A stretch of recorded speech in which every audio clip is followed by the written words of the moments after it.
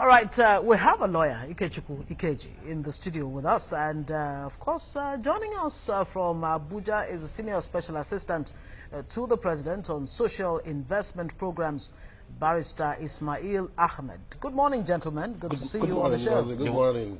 You're welcome. Thank you. All right, let me start with you, Ikechukwu, in the studio before we go to Abuja. Now, a situation where a forum like this, where the president interfaces with leaders, is what people have been calling for all the while. The moment if there is an engagement on negotiation, we shouldn't even be talking about agitations on the street in the first place. Now that this has started this way, is this going to bring succor and final solution to the issues in the East? No, Okay. It will not. Okay. It's just a bridge building. I like the phrase used by Ngozi, shopping list. Yes, the Southeast leaders took a shopping list to the president, and like in all lists, you remember when you were in secondary school, you take your shopping list to your daddy. Somehow he marks, ticks, crosses some, and gives you some. Scale of preference. Scale of preference. Opportunity cost and all of that. Yeah. So I think that would apply in this case. I think that the president would do well to look into some of those items on the shopping list. But most importantly, I think as an Igbo man that the leaders are somewhat removed, if that is the word, from the masses. Disconnected. They are disconnected, that is the word, from the masses in the Southeast. They are too much of politicians. They play too much politics, and sometimes it muddles up the water of good governance that would benefit the people. Having said that, the bridge building is always good. Negotiation, dialogue, discussions are always good.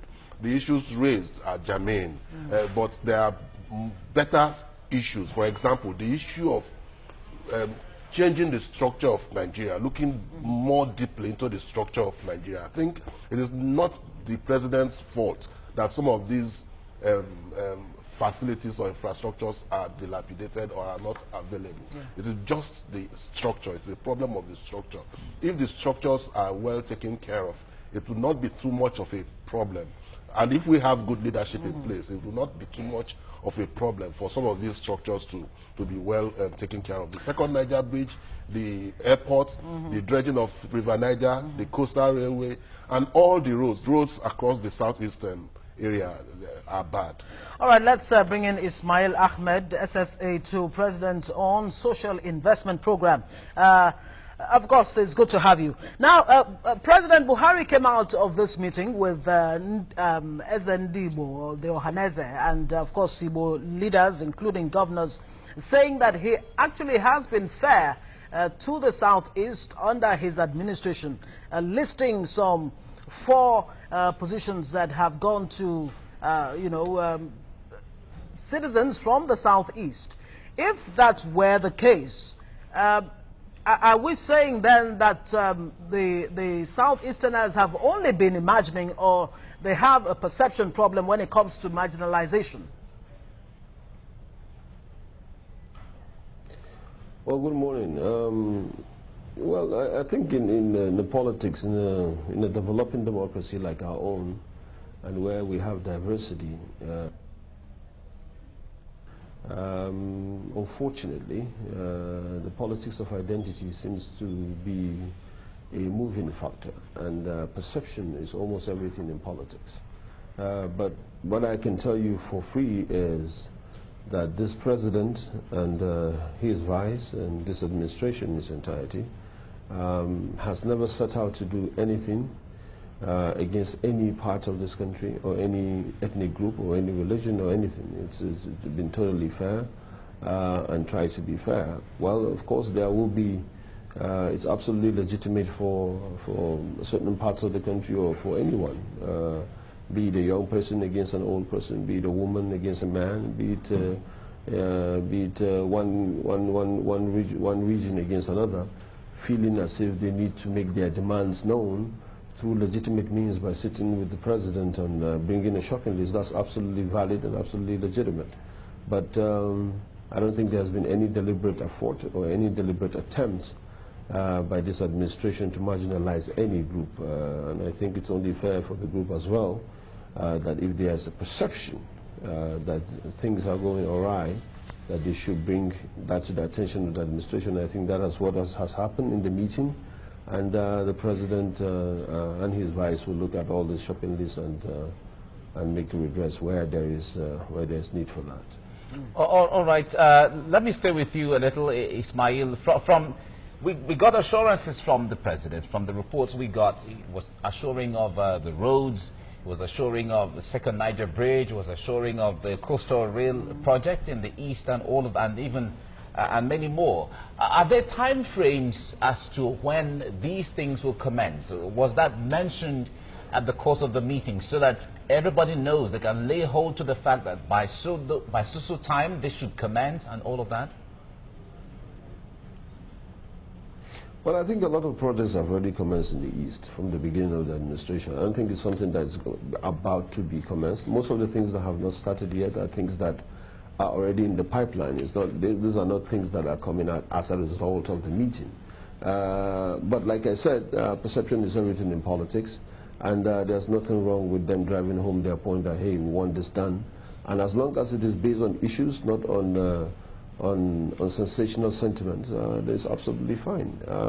But most of these things are things that have commenced, and they are going to be done within the time frame that normal constructions or projects are being done in this country, especially because you know, the paucity of funds, but we are going to prioritize them to make sure that these are very important roads and very important bridges that needs to be built.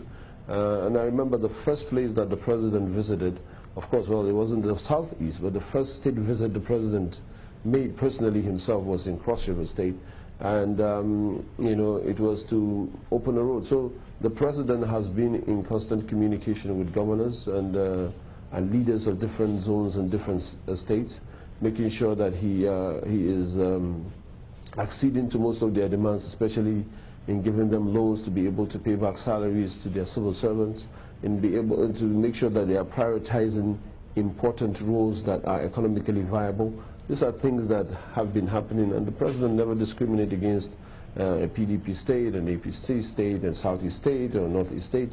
He has never been discriminatory in that regard. So I am sure from the assurances that came out from the meeting that some of these projects that have not commenced will commence as soon as possible, and it will be done timely, God willing. All right, speaking of time, of course, the president has asked for more time to look at these issues holistically. I wonder what meaning Ikechukwu would read into that. But let's look at some of the appointments which President Buhari says prove that he has been fair to the Southeast. Foreign affairs, which he says he cannot take any decisions on the foreign front, you know, without consulting with their them, son. with their, you know, trade and investment, labor, science and technology. Some would say, look, these are not juicy positions that's usually the problem. By Nigerian standards. It's playing on the intelligence of the common man, of the common person, the sensibilities and sensitivities of an ordinary person, an ordinarily intelligent person, to say that you've given a region 4 ministerial slots, juicy as it were, that you've actually carried them along. Ministerial slots are constitutional. And in the constitution, there's no difference between Minister of State and Minister of Minister. So what more could Buhari have done to prove that really he is the president for everybody? Thank you so much for that question. Beyond ministerial appointments, which he has no choice in anyway, there are other appointments that he has choices to make. Those appointments need not conform with federal character. Let me give you an example. During the discussion on whether there is need for Operation Python dance, as it were, or how to quell the self-determination agitations in the Southeast, there was no single Southeastern military man or security man in the meeting. Live through the Security Council of Nigeria, there's no single Southeastern man there. That is, simply speaking, marginalization. that is where, when you are discussing something concerning a people, nobody from that area is present. An expert from that area is present to at least give you perspectives. Does that undermine the fact that the military doesn't understand the terrain or don't know the terrain if they don't have a son from that place?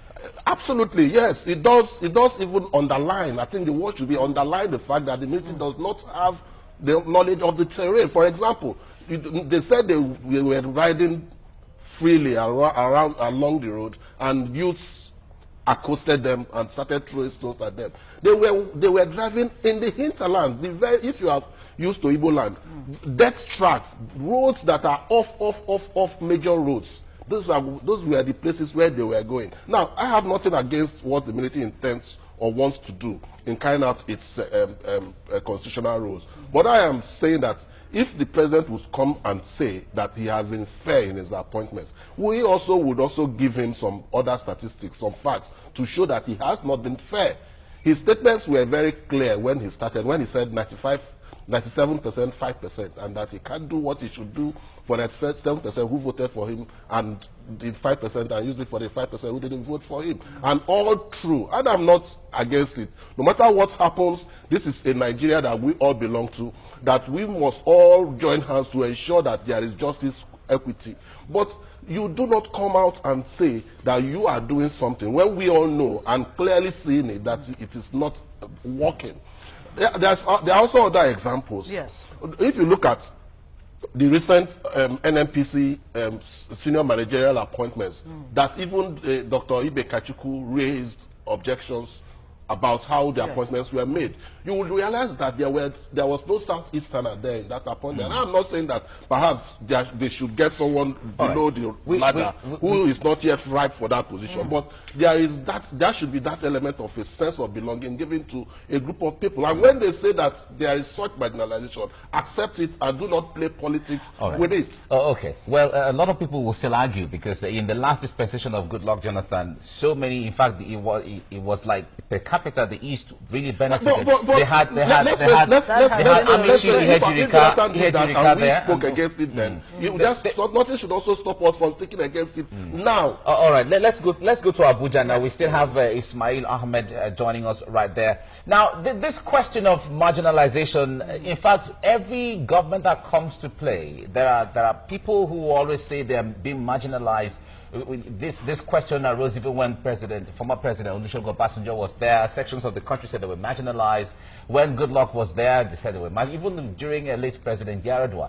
Now, is the president doing anything to ensure that Nigerians really feel this sense of belonging from everywhere? Because we were talking about this issue of marginalization earlier on, and in fact, our guest here said that the president is the president of all. Are there any efforts to ensure that everyone feels a sense of belonging, so there's no disconnect? Absolutely, I think so. And you said, and like I said earlier, you know, in a diverse country as ours, in a country where government seems to be the only source of revenue for a lot of people, and because of the scarcity of that revenue, or because of the scarcity of that wealth, it is normally usual, very usual for people to claim marginalization and eat off it. But that is not to say that it doesn't happen, and that the perception of it is not pervasive in several governments before. And so I think the president and his vice, what they have been able to do, albeit, you know, still seen in some quarters as unsuccessful, is to create this, to enthrone this meritocracy. And I can tell you for a fact that there are a lot of people who are from either the northern part of the country or the southwestern part of the country, who are also claiming marginalization, who are members of the APC. They're saying that, you know, this is a government that has marginalized the very people that brought it to government, and then has enthroned people who were previously appointed by the former administration. We have seen a lot of reappointments by the president of appointees of former President Goodluck Jonathan. We have seen people who have been left in office, you know, and some people have been grumbling about it, who are not necessarily from Nigeria, from the northern part of the country or from the southwestern part of the country. But I'm not saying that there is no valid concern for people if there is a perception of marginalization.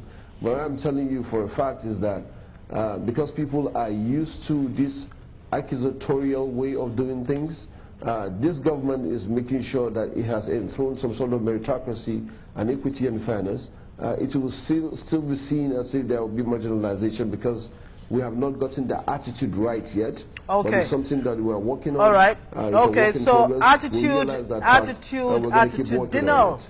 change is where we need to fix it. If we can't stop the stealing, there will be enough funds to take care of projects across the country. That is what President Buhari has said concerning this issue of marginalization or not. Ismail Ahmed, SSA to President Buhari on Social Investment Program. Thank you so much for joining us. And of course, Dr. Ikechukwu Ikeji. Thank you so much. Most obliged. Thank you.